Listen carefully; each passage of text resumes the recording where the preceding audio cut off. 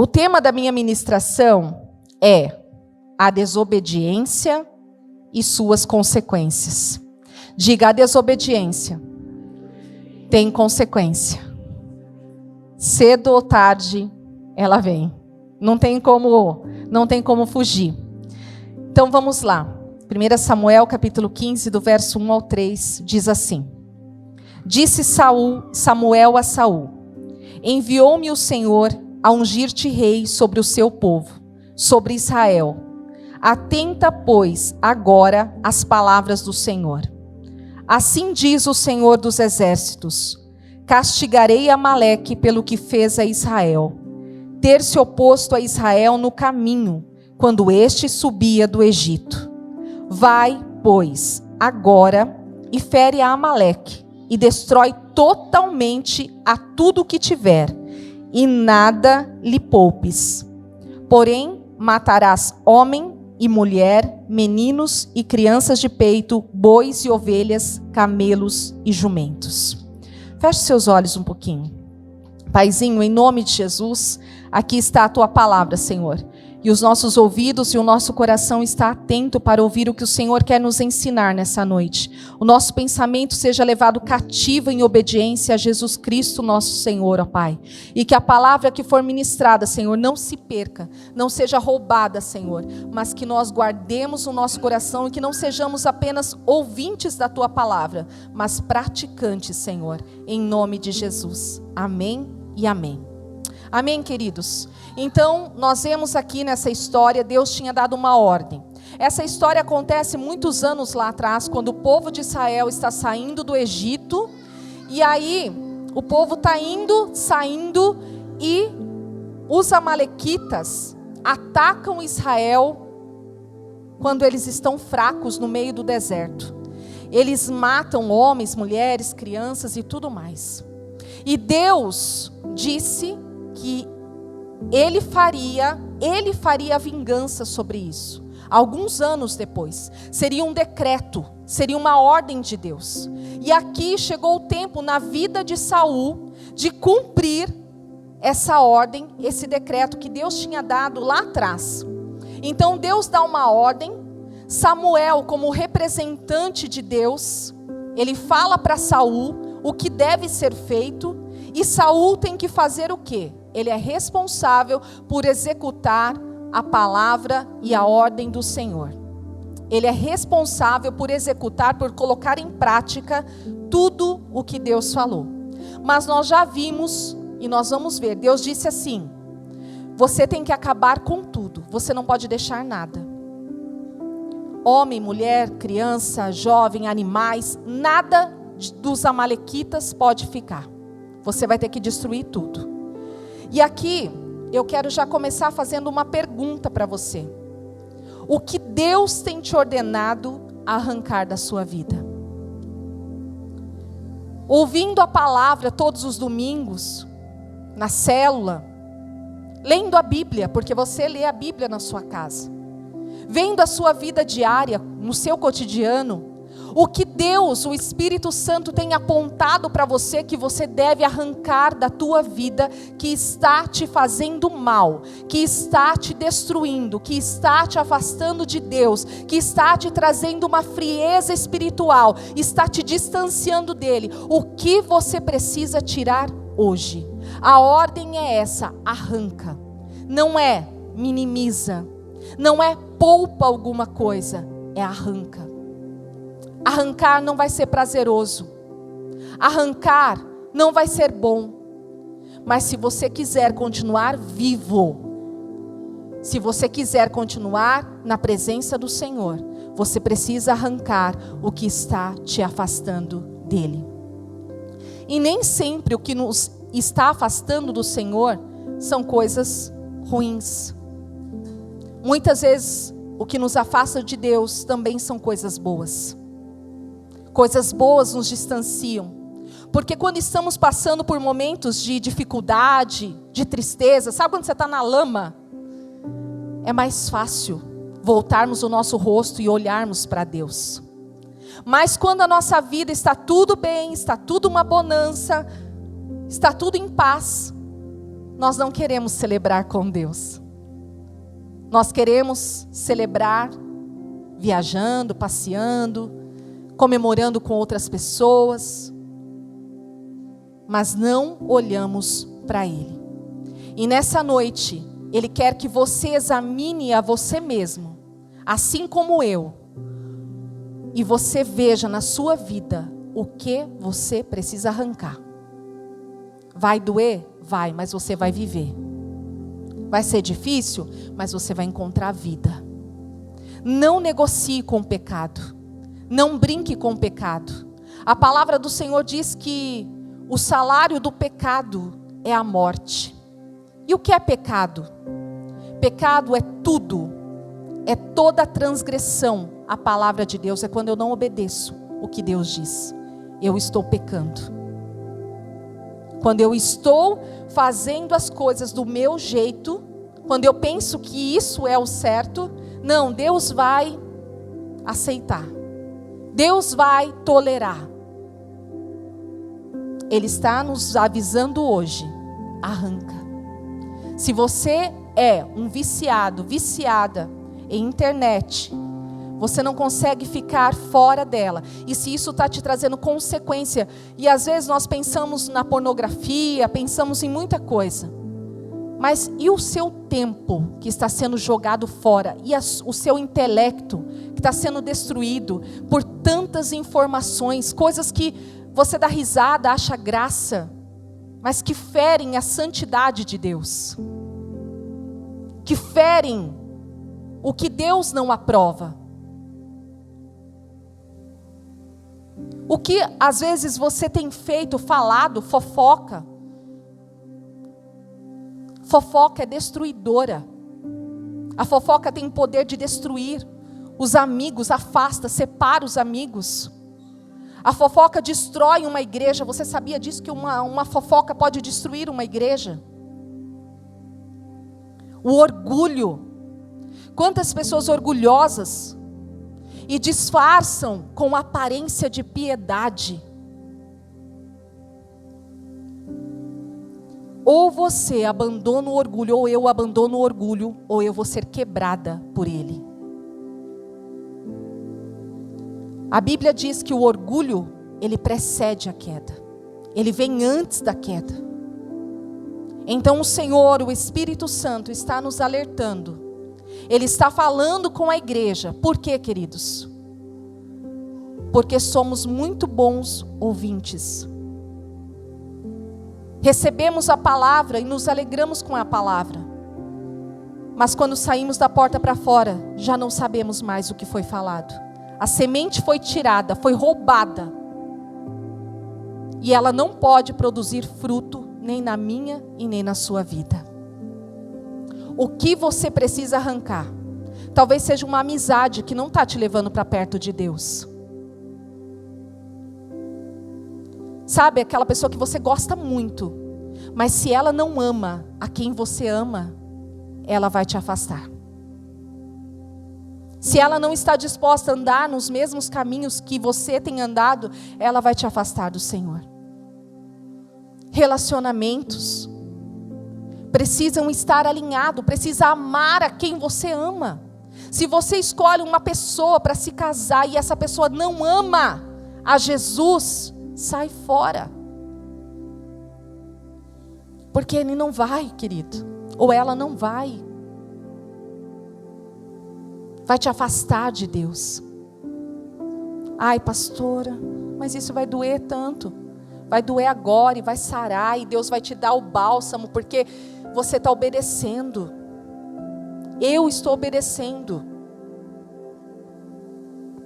Continuando aqui no verso 4 ao 7, aí nós vemos, Saul convocou o povo e os contou em Telaim, 200.000 homens de pé e 10.000 homens de Judá.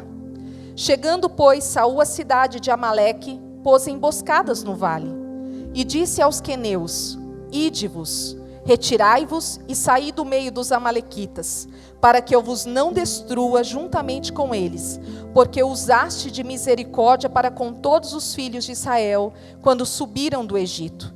Assim, os queneus se retiraram do meio dos amalequitas.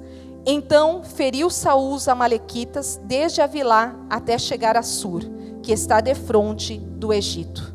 Quando Samuel veio trazer a mensagem do Senhor, a ordem do Senhor para Saul, prontamente, ele já chamou o exército, já reuniu os homens e falou: vamos lá, vamos destruir os amalequitas. Essa é a ordem do Senhor. E nós também, muitas vezes, somos assim. Ouvimos a palavra, está saindo do altar, e quando aquela palavra vem e nos confronta, nós falamos: não, eu vou mudar, eu vou me arrepender, eu vou ser transformado, eu não quero mais essa vida para mim. Mas quando chega na segunda-feira, eu já não lembro do que foi falado. Eu não lembro daquela palavra. E sabe o que eu posso dizer que acontece conosco nesses momentos? Não é arrependimento, é remorso. Remorso não traz mudança. Remorso não traz transformação. O que traz transformação e mudança é arrependimento. Arrependimento gera conversão. E nós precisamos, quando ouvimos a palavra do Senhor, não é em todas as áreas, porque estamos sendo aperfeiçoados dia após dia. Estamos sendo transformados. Mas na área que você está lutando, e que você sempre diz: eu não consigo vencer essa área, eu não consigo vencer essa área, eu não consigo vencer essa área. Está na hora de mudar. Está na hora de arrancar. Está na hora de você se posicionar. E não com remorso, mas com arrependimento. Arrepender pelas palavras que já saíram dos nossos lábios, pelos sentimentos que já tivemos, pelos pensamentos que já tivemos, pelas atitudes que já tivemos, pelo comportamento que já tivemos. Realmente trazermos e executarmos na nossa vida a palavra do Senhor. Amém? Você pode dar um amém aí? Amém. Dá um amém, um sorriso. Sorri aí, gente, por favor, para ficar, né? Pode dar um sorriso. Vamos lá, continuando. Diga: isso é só o começo. O verso 8 e 9 diz assim: tomou vivo a Agag, rei dos amalequitas, porém a todo o povo destruiu a fio de espada. E Saul e o povo pouparam Agag e o melhor das ovelhas e dos bois, e os animais gordos, e os cordeiros, e o melhor que havia, e não os quiseram destruir totalmente. Porém toda coisa vil e desprezível destruíram. Diga: parece que eu já vi essa história. Sabe quando Deus fala conosco e nós cumprimos as coisas pela metade? Nós olhamos a Saul e falamos: Saul, mas e se nós olharmos para nós e dissermos: Simone, você não obedeceu completamente. Aqui começa a queda de Saul. A ordem de Deus é para ser executada completamente. Completamente. Obediência pela metade se chama desobediência. Não existe. Quando você dá uma ordem para o seu filho e ele faz meia boca, ele obedeceu? Sim ou não? Não, ele não obedeceu. Lavei a louça, mas deixei a louça no escorredor, não foi completamente. Não secou, não guardou, não foi completamente. Ai, mas por que tem o escorredor lá e ele serve para isso? Não é? Ele serve para isso, mas não, querido, você não está entendendo. A mamãe gosta da louça lavada, a louça sequinha e guardada e a pia limpa. Isso é obediência. Quando você faz isso, é obedecer completamente. Quando você dá uma ordem para o seu filho, você espera que ele obedeça imediatamente. Não nós muitas vezes fazemos isso com Deus. Daqui a pouco eu vou. Daqui a pouco eu faço. Daqui a pouco, Deus. Daqui a pouquinho, só mais um pouquinho, tá? Espera só mais um pouquinho. Só vamos dando desculpas. E eu estou chamando aqui de desobediência, mas lá na frente nós vamos ver o que Deus chama a nossa desobediência. O que Deus chama a nossa desobediência? Não obedeça pela metade. Não arranque as coisas pela metade. Arranque completamente. Abandone o pecado completamente. Abandone a velha vida completamente. Não, eu sou meio santo. Não existe meio santo. Ou você é, ou você não é. Não existe meio convertido. Ou você se converteu, ou você não se converteu. Ou você vive na palavra, ou você vive no mundo. Não existe esse lugar. Não, hoje eu estou lá fora. Não, hoje eu estou aqui dentro. Não existe isso. Obediência é completa. Diga assim comigo: obediência pela metade se chama desobediência. E ponto. Não tem outro termo, não tem um jeitinho. Quando ele pega e ele fala assim, o povo, ele destruiu todo o povo, mas ele pegou o rei, ele pegou os animais, as ovelhas, os cordeiros, o melhor que tinha, e ele não destruiu. Ele obedeceu a ordem de Deus parcialmente. Parcialmente. Sonda o teu coração.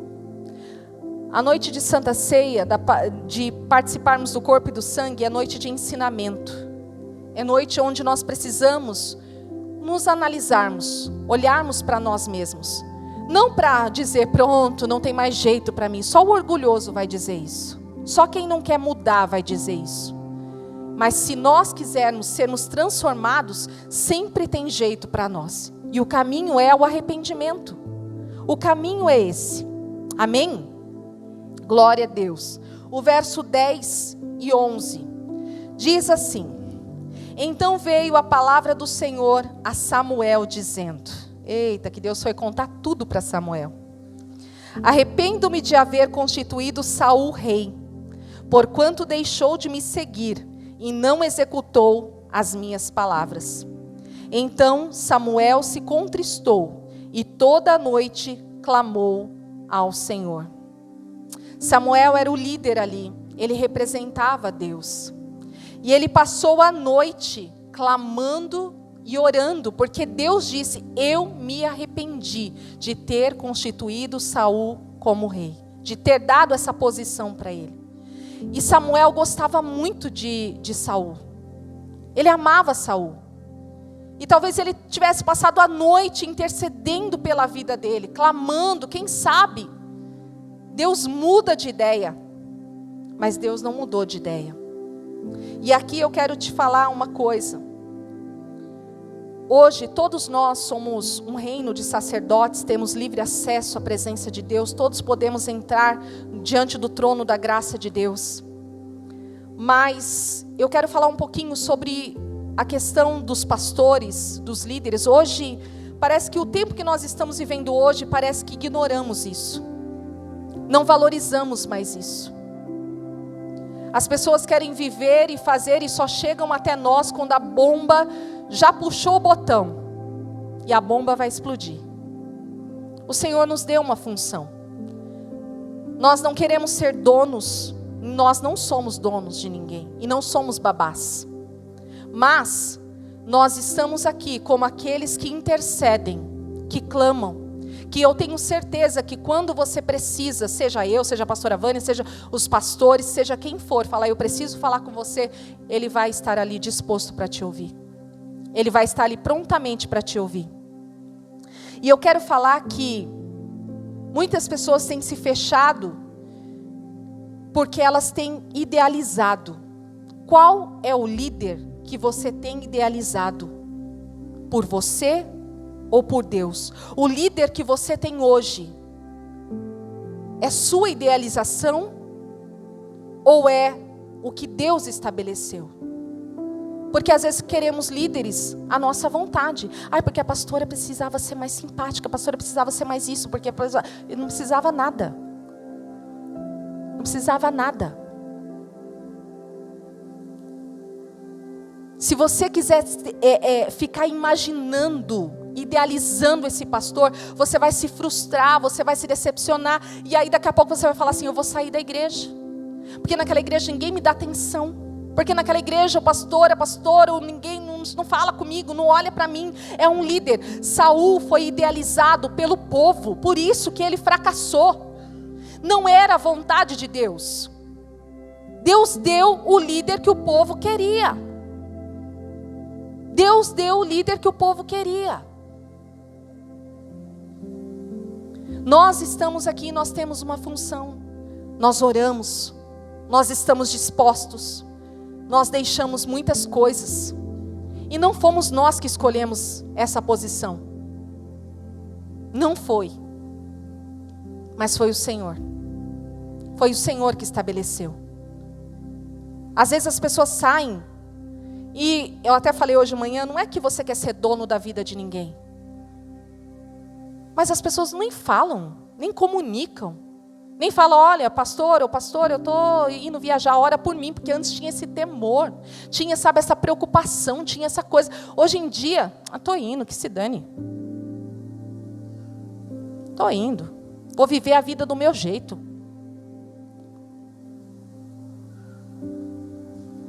Samuel estava aqui, clamando pela vida de Saul. Nós precisamos parar de idealizarmos os nossos líderes, como eles deveriam ser, e aceitarmos a liderança que o Senhor tem nos dado, e aceitarmos o que o Senhor estabeleceu. Amém? Diga, é noite de ensinamento. Glória a Deus. Vamos lá no verso 12. Diz assim: madrugou Samuel para encontrar a Saul pela manhã, e anunciou-se aquele: já chegou Saul ao Carmelo, e eis que levantou para si um monumento, e dando volta, passou e desceu a Gilgal. Saul não reconheceu que quem tinha dado a vitória para ele era Deus. Ao invés dele levantar um altar ao Senhor, ele levantou um monumento para ele mesmo. Ele era vaidoso, orgulhoso. Ao invés dele reconhecer e dar toda a glória ao Senhor, ele disse: foi o meu braço, eu sou o rei, eu sou o cara. E quantas vezes nós fazemos isso também? Levantamos monumentos a nós mesmos, idolatramos as nossas coisas. Nós não idolatramos imagens, mas idolatramos muitas vezes o que temos, o dinheiro. Idolatramos a nossa casa, um carro, uma roupa. Idolatramos o estudo que nós fazemos, a nossa conta bancária, o título que nós recebemos na sociedade ou dentro da igreja.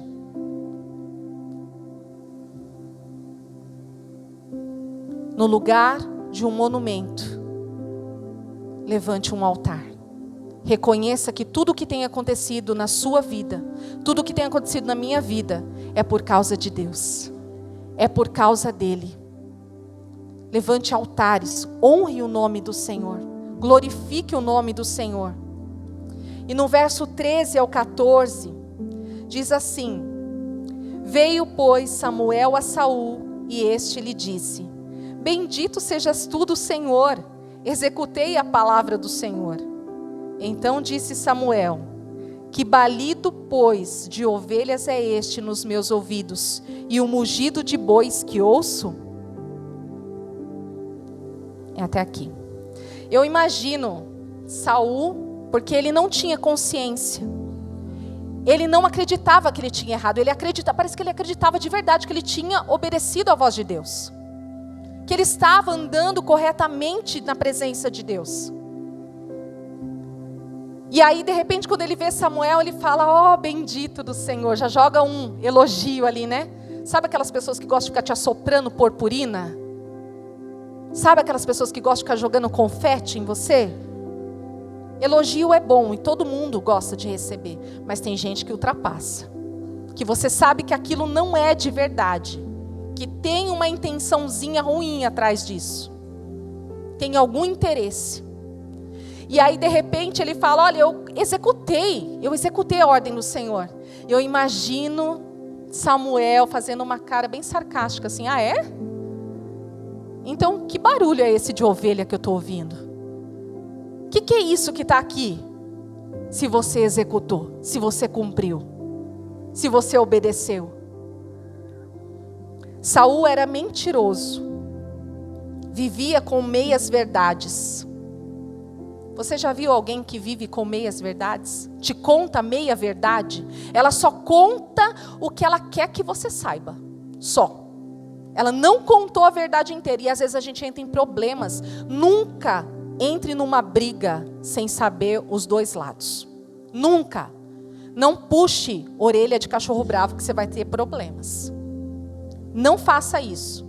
Sempre ouça os dois lados antes de tomar uma decisão e uma posição. Porque senão você vai ter problemas. Ele acreditava em suas próprias historinhas. Ele era tão mentiroso, tão mentiroso. Ou talvez aquilo para ele era tão real, que ele acreditou realmente que ele tinha executado, que ele tinha obedecido. Será que eu e você na caminhada não acreditamos que estamos obedecendo? Muitas vezes contamos historinhas para nós, para dizer que estamos fazendo, para dizer que estamos obedecendo, para dizer que estamos cumprindo a palavra de Deus.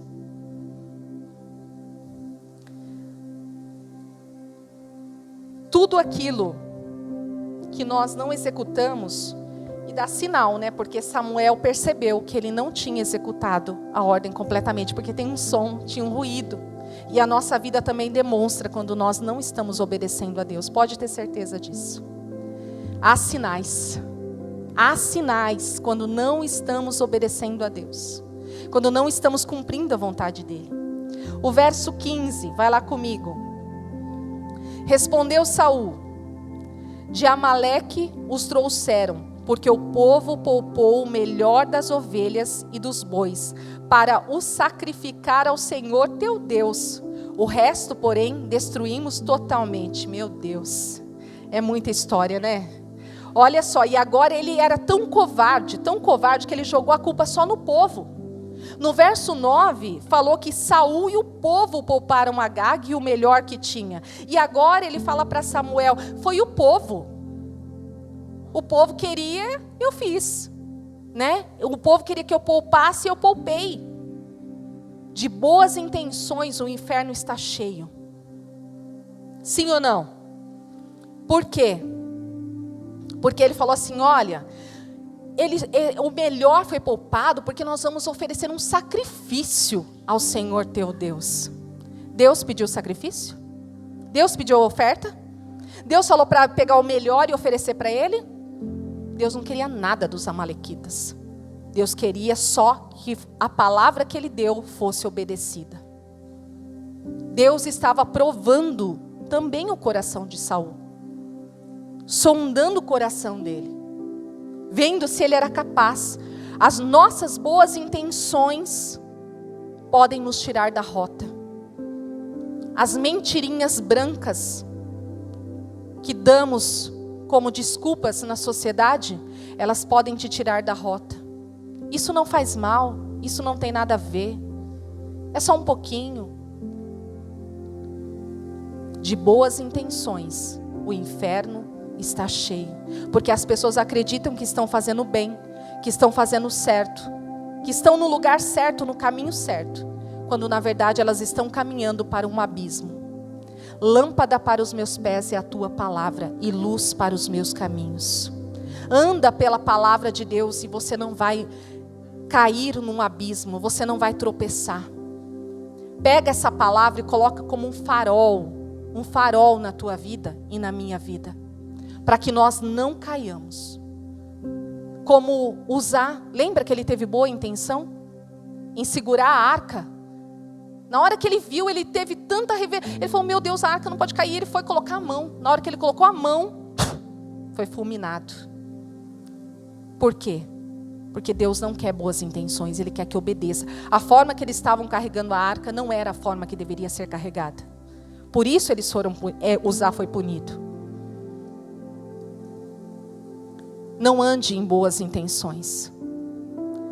Só de boas intenções. O verso 16 e 19. Vamos lá. Então disse Samuel a Saul: espera, e te declararei o que o Senhor me disse esta noite. Respondeu-lhe Saul: fala. Prosseguiu Samuel: porventura, sendo tu pequeno aos teus olhos, não foste por cabeça das tribos de Israel, e não te ungiu o Senhor rei sobre ele? Enviou-te o Senhor a este caminho e disse: vai e destrói totalmente estes pecadores, os amalequitas, e peleja contra eles até exterminá-los.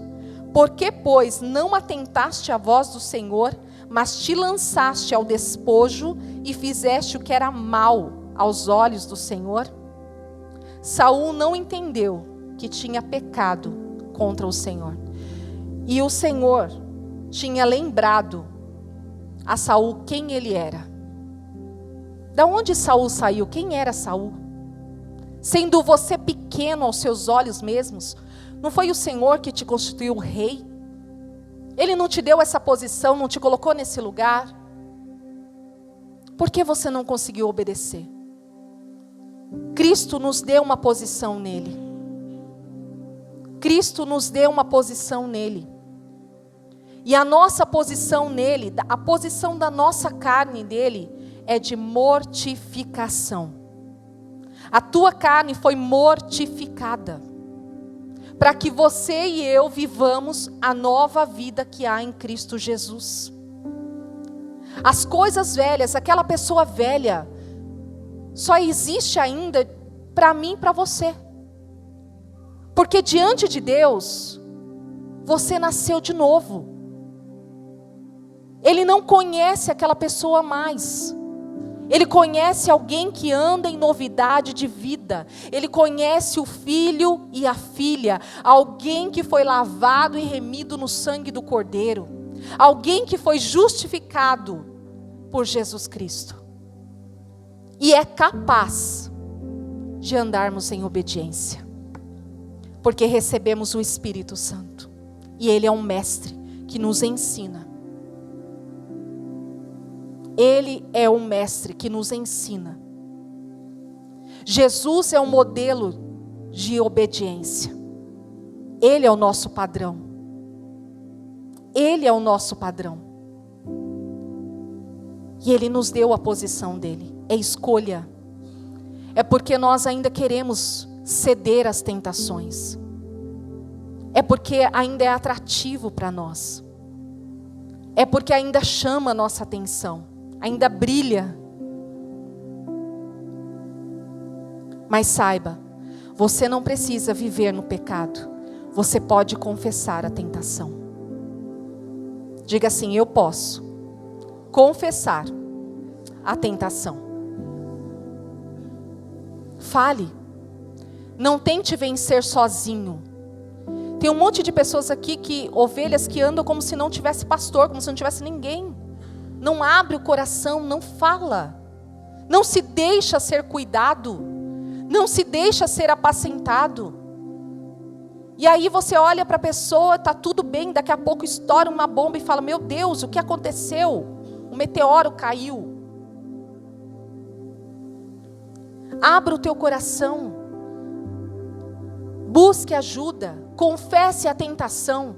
Para não ter que confessar o pecado, ou ser exposto pelo pecado, porque se você insistir em esconder, pode ter certeza que vai ser exposto. E isso dói muito mais. Isso dói muito mais. Então, olhe para a tua vida.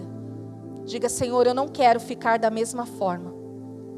Saul não entendeu, ele tinha uma mente cauterizada. Ele tinha uma mente cauterizada. Ele já tinha se acostumado a pecar. Vá comigo no verso 20 e 23. Diz assim: então disse Saul a Samuel: pelo contrário, dei ouvidos à voz do Senhor e segui o caminho pelo qual o Senhor me enviou. e trouxe a Agag, rei de Amaleque, e os amalequitas os destruí totalmente. Mas o povo tomou do despojo ovelhas e bois, o melhor do designado à destruição, para oferecer ao Senhor teu Deus em Gilgal. Porém, Samuel disse: tem porventura o Senhor tanto prazer em holocausto e sacrifícios, quanto em que se obedeça a sua palavra? Eis que obedecer é melhor do que o sacrificar, e o atender melhor do que a gordura de carneiros. Porque a rebelião é como o pecado de feitiçaria, e a obstinação é como a idolatria e culto a ídolo do lar. Visto que rejeitaste a palavra do Senhor, Ele também te rejeitou a ti, para que não sejas rei. Aqui acabou o reinado de Saul. Mesmo que ele continuou na função, mas para Deus ele não era mais rei. E você viu como Deus chama o pecado, a desobediência, de rebelião. Rebelião. Porque a rebelião, e mais ainda ele chama, a rebelião é como o pecado de feitiçaria. O que é rebelar? É não obedecer, é se revoltar contra Deus, ou não executar o que Ele falou. É como o pecado de feitiçaria. Ele compara o rebelde ao feiticeiro. E ele compara o obstinado, aquele que decidiu, porque você viu aqui, você está acompanhando comigo, que Saul em nenhum momento se arrependeu. Em nenhum momento ele se arrependeu. Ele continuou obstinado, dizendo: não, eu fiz. Sabe quando seu filho teima com você? Não, eu fiz. E ele está obstinado. Ou quando você insiste em alguma coisa que vai te destruir, você está obstinado. E ele chama a obstinação, é como idolatria. Ele chama como um idólatra, como alguém que adora imagens. E olha só, vai comigo em Apocalipse, capítulo 21, o verso 8. Eu vou ler aqui, acho que vai ficar mais prático para mim. Apocalipse 21, 8. Quanto, porém, aos covardes, aos incrédulos, aos abomináveis, aos assassinos, aos impuros, aos feiticeiros, aos idólatras e a todos os mentirosos, a parte que lhes cabe será do lago que arde com fogo e enxofre, a saber, a segunda morte. Os feiticeiros e os idólatras estão aqui. A gente pensa que o feiticeiro é só aquele que está lá fazendo rituais e tudo isso, mas Deus está falando que a rebelião, essas coisas escondidas dentro de você, é como um pecado de feitiçaria. Deus está te chamando de feiticeiro. Feiticeiro. E que a obstinação é como um pecado de idolatria. Ele chama de idólatra. E aqui a palavra do Senhor está dizendo que nem o feiticeiro, nem o idólatra vai entrar no reino dos céus. Nós precisamos nos arrepender. Nós precisamos. Apocalipse 22, 15. Apocalipse 22, 15.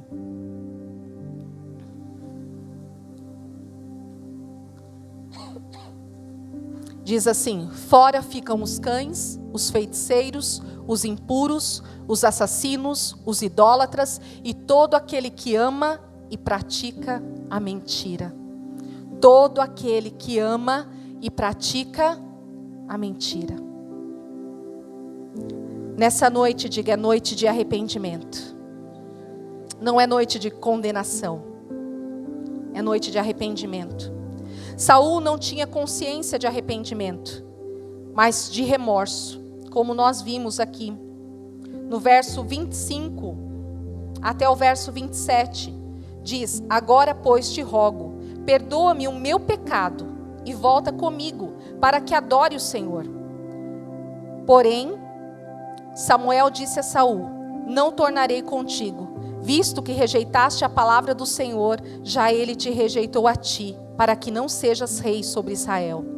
Virando-se Samuel para se ir, Saul segurou pela orla do manto, e este se rasgou.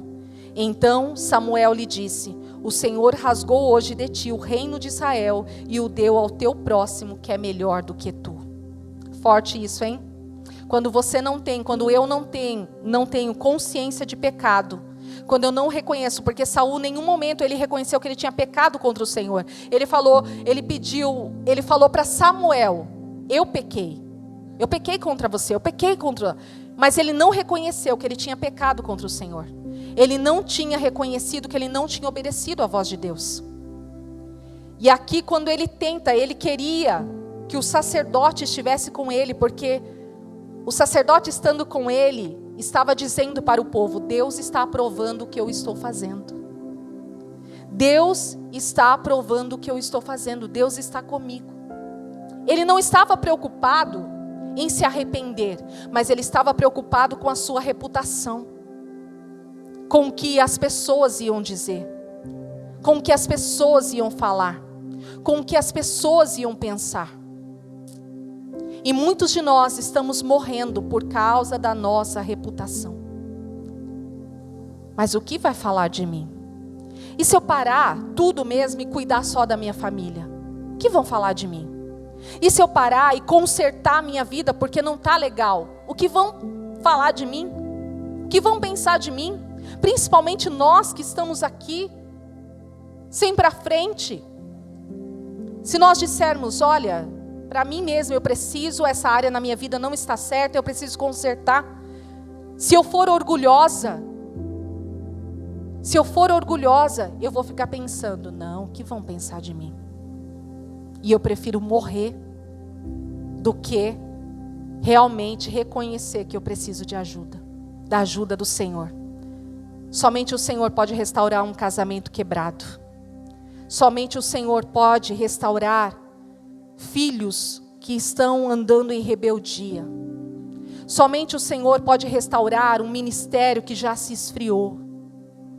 Somente o Senhor pode restaurar talvez o prazer de estar na presença e de buscar a Ele. Só Ele pode restaurar isso, ninguém mais. E é noite de nós fazermos isso. Pedirmos ao Senhor: Senhor, não tira isso de mim, porque tudo que eu preciso é a Tua presença, Senhor. Tudo que eu quero é a Tua presença, Jesus. Eu preciso dela para continuar. Eu preciso dela para avançar. E nós vemos aqui que a chance de Saul, a oportunidade passou. Quando ele tentou segurar Samuel, a orla da capa dele rasgou. E Deus disse: olha, você não é mais rei para mim. Eu vou pegar essa unção aí que está sobre você, essa autoridade, esse lugar que eu te coloquei, e vou dar para um que é melhor do que você. Ouvir isso não é fácil, hein? E quantos aqui não estão valorizando o que tem e pode perder? Sabe por quê? Vai encontrar outro melhor.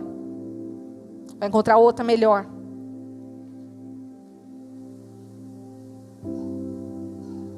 Porque não está valorizando. Não está valorizando. Não espere. Antes, quando eu me converti, as pessoas, quando elas vinham à igreja, elas tinham muito anseio. Elas olhavam para o ministério e elas falavam: eu quero ser uma pastora, ou um pastor, eu quero ser um diácono, eu quero ser uma diaconisa, eu quero ser um evangelista, eu quero ser... Sabe, eu sonhava com o ministério. Hoje, você vem para a igreja e as pessoas já não sonham mais com isso, elas não desejam mais isso. Elas querem só estar no meio. Pede para o Senhor. Todos nós temos um talento, não vamos fazer a mesma coisa, porque somos diferentes e o Senhor entregou talentos diferentes para cada um de nós, dons diferentes. Mas você precisa executar o talento que o Senhor colocou na tua mão e na tua vida. Senão, sabe o que vai acontecer? Deus vai achar um melhor que você e vai executar e vai fazer. Deus vai fazer isso comigo. Se eu não aceitar, se eu não obedecer, se eu não voltar os meus olhos para Ele, Ele pode, porque Ele é Senhor, fazer isso. E o que acontece quando não destruímos, não obedecemos a ordem de Deus? Qual foi a ordem? Destrói tudo. Acaba com tudo. Mas aí eu quero te mostrar onde essa história foi parar. Depois você pode continuar lendo aqui, 1 Samuel 15, do verso 32 ao 35, que fala que o próprio Samuel foi quem matou Agag, despedaçou Agag. E que depois de despedaçar Agag, Samuel foi embora, Saul também, e eles nunca mais se viram. E Samuel tinha pena, tinha dó de Saul. Era só o que restou sobre a vida desse rei. E quando você não destrói o que Deus manda, eu quero que você vá comigo lá no livro de Esther. Vai lá. Esther, capítulo 3, e o verso 1. Diz assim: depois dessas coisas, o rei Assuero engrandeceu a Amã, filho de Amedata, Agagita, e o exaltou, e lhe pôs o trono acima de todos os príncipes que estavam com ele. Quem era Amã? Era um descendente de Agag. E agora ele tinha se levantado porque ele odiava os judeus, e ele queria destruir os judeus. E ele estava numa posição alta, ele tinha a consideração do rei. E ele fez um plano para acabar com a vida dos judeus. Quando você não destrói o que Deus manda você tirar da sua vida, tudo que você não destrói hoje poderá te destruir no futuro. Tudo. Arranca. Arranca a fofoca, a mentira, o orgulho, a vaidade, a soberba, a preguiça. Arranca, arranca.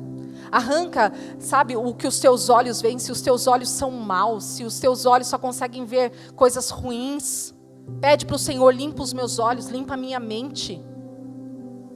Se você consegue só, sabe, andar naquelas obras antigas da tua carne, peça ao Senhor: eu não quero mais isso para mim, eu quero arrancar, porque isso não vai me destruir. Isso não vai me destruir, porque Jesus já me deu uma condição nele, de justificado. De justificado.